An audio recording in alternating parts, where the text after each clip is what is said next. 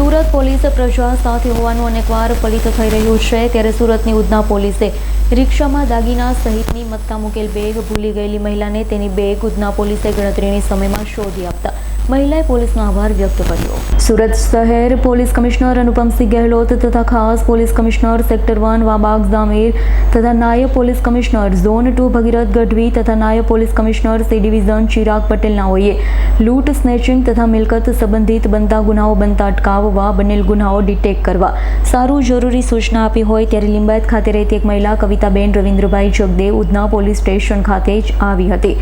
જણાવ્યું હતું કે તેઓ પોતાની બહેનને મળવા માટે નવસારી જવા માટે ગોડાદરા કઠી મહારાજ મંદિર પાસેથી ઓટો રિક્ષામાં બેસી ઉધના બસ સ્ટેન્ડ ખાતે ઉતર્યા અને ઓટો રિક્ષામાં પોતાનું બેગ ભૂલી ગયા. જે બેગમાં કપડાં તથા સોના ચાંદીના દાગીના મળી 4 લાખની મત્તા હોય જે બેગ તેઓ ઓટો રિક્ષામાં ભૂલી ગયા.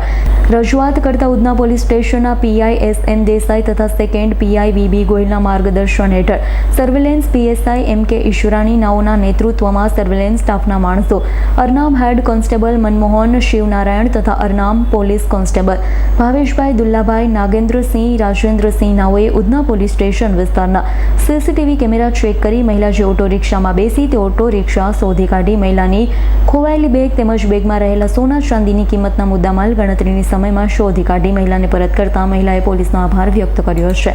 Bureau report S9 news Surat. અમારી તમામ માહિતીથી અપડેટ રહેવા માટે જોડાયેલા રહો S9 ન્યૂઝ સાથે.